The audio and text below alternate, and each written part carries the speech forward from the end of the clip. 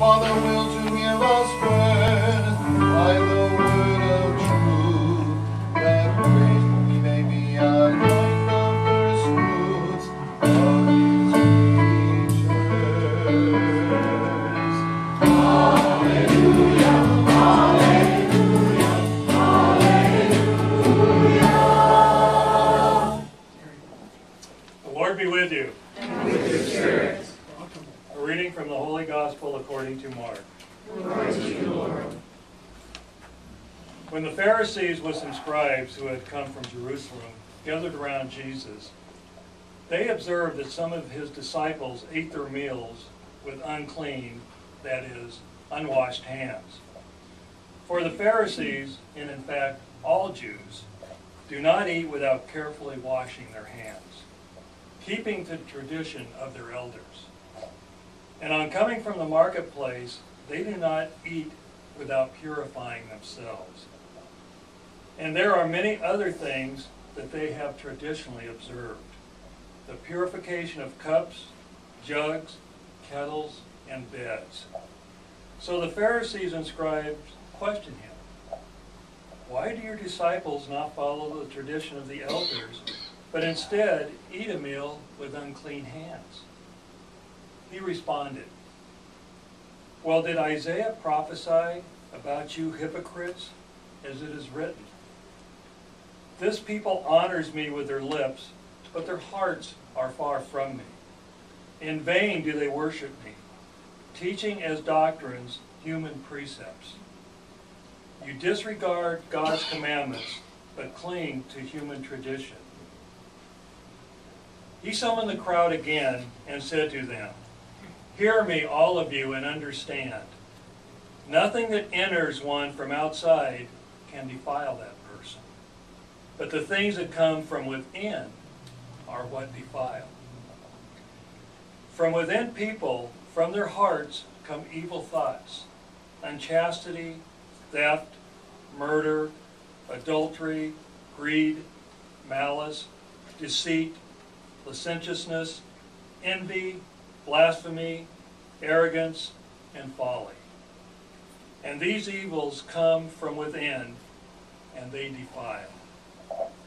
The Gospel of the Lord. Praise to you, Lord Jesus Christ.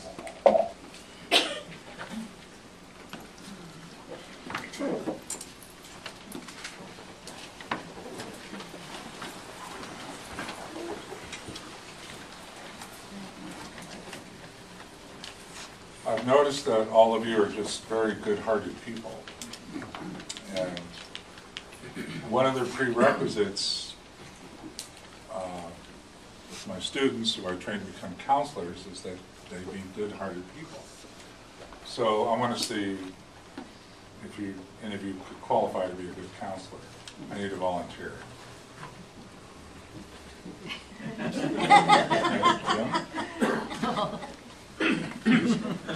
Thank you for volunteering, Jim.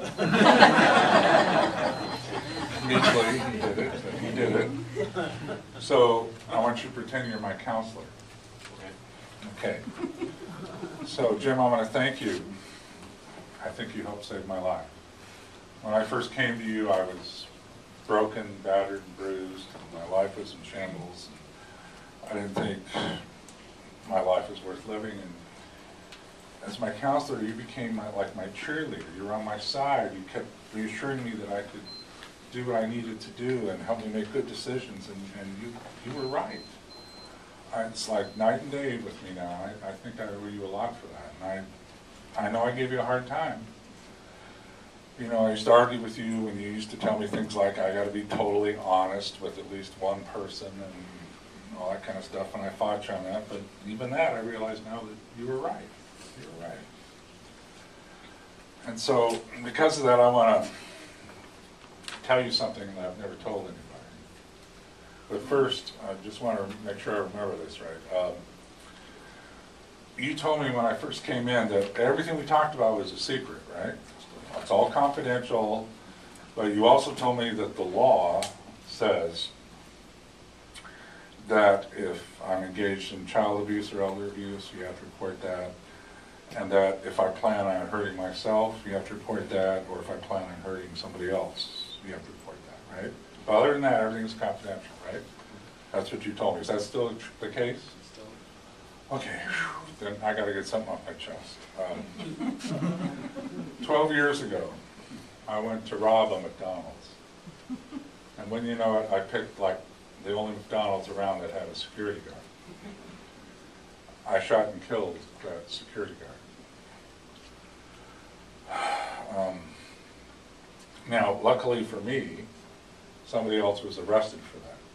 And he's up in Folsom Prison right now. So I got off the hook, but gosh, you know, Jim, you were right. I feel better already. I wish I would have told you this a long time ago. Yeah, no, I'm relieved now. So I just had to get that off my chest, and that's still our secret, right?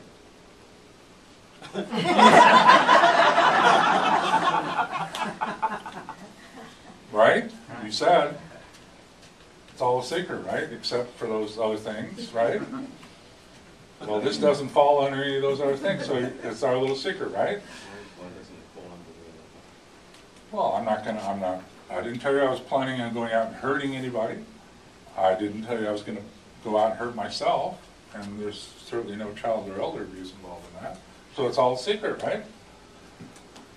It's a secret. It's our secret. Can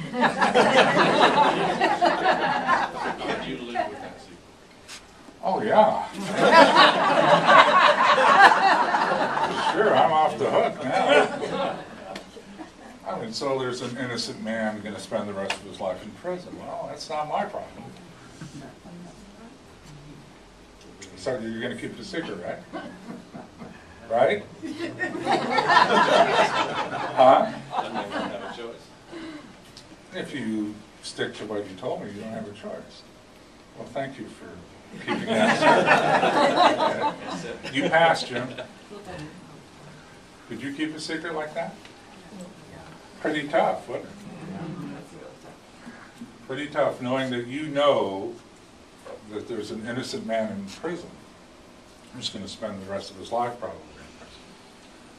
Now, I didn't make this up. This is a true story. This just happened recently. Where a man said that to, it wasn't a counselor, it was to attorneys who are bound by the same rules there. And he told them the secret, and they couldn't do anything about it. They begged him to give them permission, because this guy was already in prison too. It's not like he was going to lose anything, but he wouldn't give the permission. And so their hands were tied. They could not convince him to give that permission. All they could do is they finally got him to say, all right, if I die, then you can tell him. Then you can let the secret out. And for like 12 years, this man was still alive and in prison. Finally, he did die. And the lawyers immediately pulled out the records, brought him to the court, and I got the man who was in prison released from prison. But he was in there 12 years and could very easily have done that for the rest of his life. Now, sticky situation, right? But those lawyers, I hate to compliment lawyers.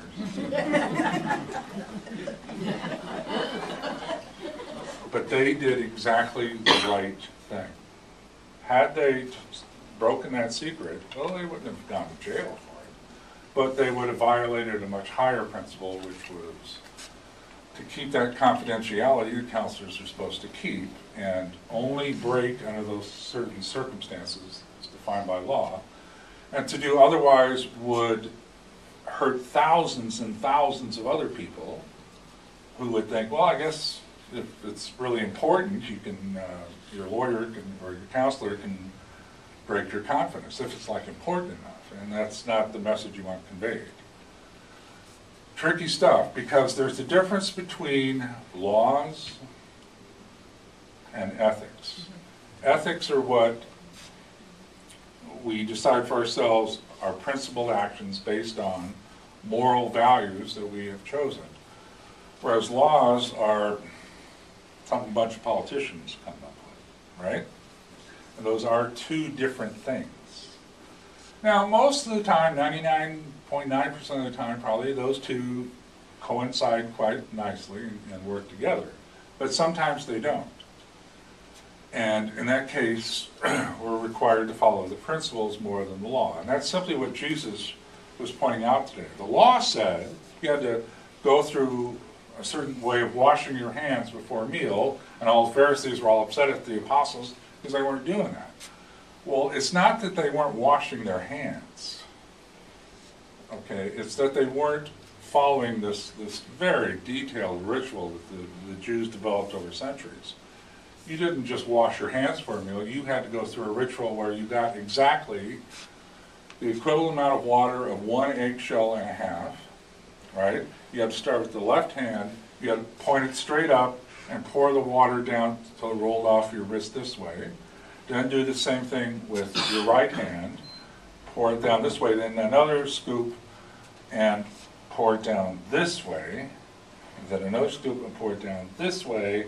And then rub your hands together. It was a whole thing, not so much about getting your hands clean, but the ritual itself became the be-all and end-all for the Pharisees, not the idea of having clean hands before you eat. And so the apostles were probably just washing their hands the way we do, rinsing them off, and not following that ritual. And what Jesus was pointing out is that the reason behind the ritual is what's important, not just the ritual itself. It's not the law that's the absolute, it's what's behind the law that's the absolute. I mean, there's a rule that says doctors aren't supposed to treat their own family members, right? And a very good reason for that law or rule. But what would you think of a doctor who was with his brother and the brother collapsed in a heart attack and the doctor waited until the paramedics got there? No, you'd say, something's wrong there. What would you say about somebody who walked down the street and heard somebody yelling for help out of a house on fire, but didn't go in because the sign said no trespassing? No, obviously the law isn't always the most important thing. Let me ask you this, what city would you rather live in? Costa Mesa, Santa Monica, or Bellflower? Anybody got Bellflower at the top of their list? Well, my homegirl, Josie. We're both in Bellflower. Well, if you follow the gospel message today, you might want to reconsider that. Because in those three cities, just like probably the one you live in, there's a law that says you can't park on the street on certain days at certain times, right?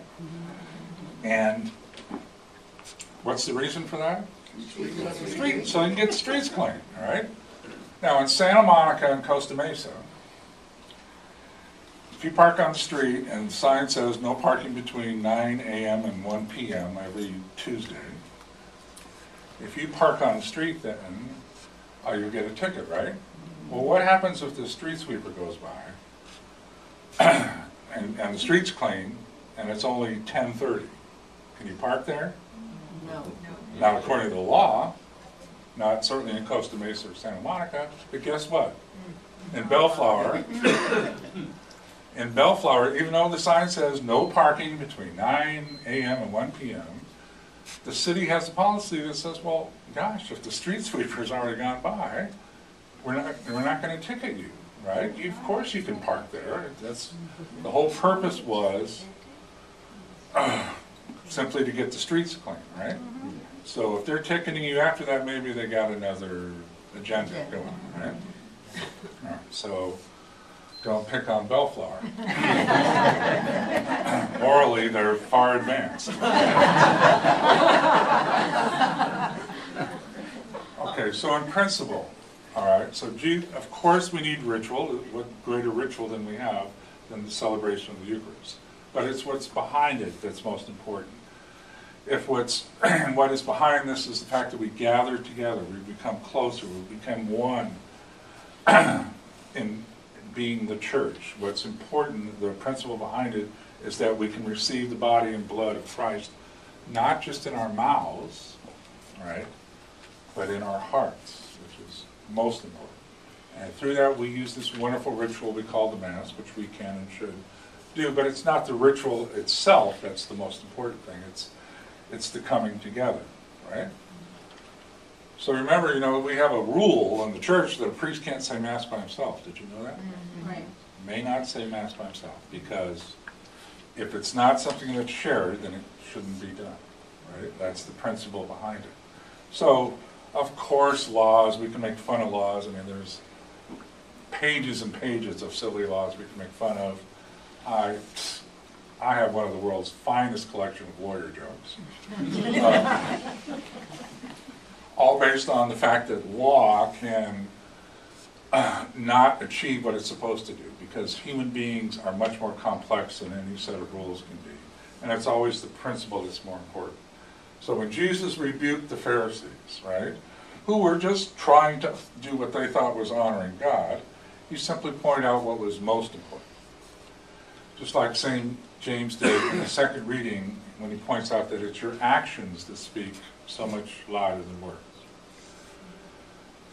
Let me leave you with just one story about that. There once was a woman who was at a stoplight, and it happened to be, you've run into those once in a while, the world's shortest green, right? You barely cross the other side of the street, and the light changes south in Bellflower, going north, does not, at least at night, I can tell you that. So this woman was stopped at a red light. She got distracted and looking at something in the car, and the light turned green, and she missed the whole green signal. And the man behind her was just livid, just irate. He honked his horn, he stuck his head out the window, he was yelling at her, he was making certain gestures with his hand, he was just going nuts on this. And as he was doing this, all of a sudden a police officer stood next to him and said, "License and registration?" And the man said, "You can't stop me from doing this. I have free speech, and there's nothing wrong." And she missed the light, and the officer said, "License and registration, please." And then, "Sir, would you step out of the car?" "You can't make me do that. All I was doing was my First Amendment rights and free speech and all that." "Sir, would you step out of the car?" Took the man back, put him in the back of the police car. And this man was just angrier than ever. The police officer phoned in to verify his license and registration. He came back, and he opened the back door and said, "Sir, you're free to go." And the man, still angry, said, "Well, you haven't heard the last of this. You were harassing me simply for exercising my free speech." And he said, "No, sir, that's not why I put you in the back of my car. You see, I was right behind you as you were doing this.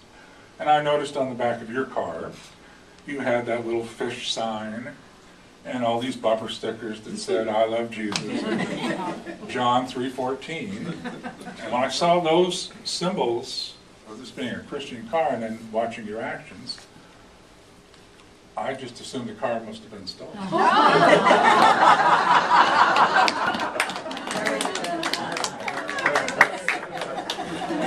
Let us stand and proclaim our faith. I believe in one God, the Father Almighty,